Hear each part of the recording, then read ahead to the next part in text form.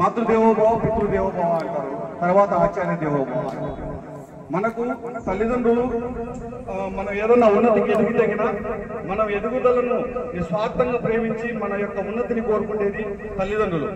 ఎందుకంటే వాళ్ళకు మనం జన్మనిచ్చారు కాబట్టి వాళ్ళకు జన్మనిచ్చిన స్వార్థం అని ఉంటారు. కానీ గురువుకి ఎటువంటి స్వార్థం ఉండదు. మనం ఎదిగితే ఫస్ట్ ప్రథమంగా సంతోషించి చాలా పొంగిపోయేది ఒక గురువే.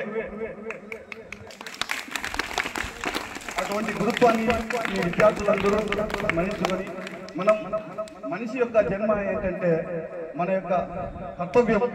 ఇప్పుడు పశుపక్షాదులు బతుకుతాయి, మనం బతుకుతున్నాం. మన యొక్క లక్ష్యం ఏంటంటే సేవ, త్యాగం.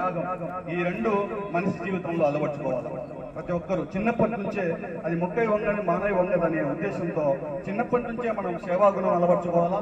అలాగే త్యాగం అంటే పరులకు సేవ చేయటం, మనకున్న దాంట్లో వదులుకోవడం. తీసుకోవడంలో కన్నా ఇచ్చేదాంట్లో ఉన్న సంతృప్తి ఇంకా దేంట్లో ఉండదు. అది మన మహనీయులు చాటి చెప్పినారు.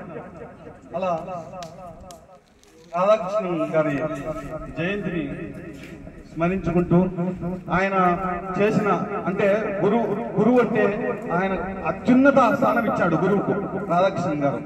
ఆయన జ్ఞాపకార్థం 1969లో మళ్ళీ 81లో ఇండియన్ గవర్నమెంట్ పోస్టల్ స్టాంపులు కూడా రిలీజ్ చేయడం. ఒక నోబెల్ బహుమతి మీకు తెలుసు కదా, నోబెల్ బహుమతి చాలా విలువైంది. దానికి 16 సార్లు సాహిత్య రంగంలో నామినేట్ అయ్యాడు.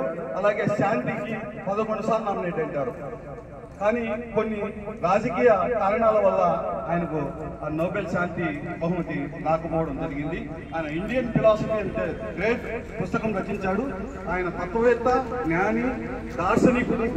ఆయన భావాలు మనం పుణికిపుచ్చుకోవాలా ఈ వయసులోనే విద్యార్థులందరూ. మీరు ఆయన అడుగుజాడల్లో నడవాల. మహనీయుల చరిత్రను స్మరించుకోవటం ఏంటంటే ఇప్పుడు ఎవరితో సంబంధం చేస్తే మనం అలా తయారవుతాం మనుషులు.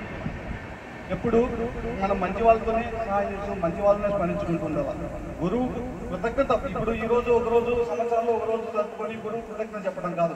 ఈ గురువు యొక్క కృతజ్ఞత భావం హృదయంలో నిండిపోవాలి. నిరంతరం గురువు పట్ల మనము అంతర్గతంగా గురువు కృతజ్ఞత కలిగి ఉండాలి. విద్యార్థులకి వినయమే భూషణం. వినయంతో విద్యను అభ్యసించాలా.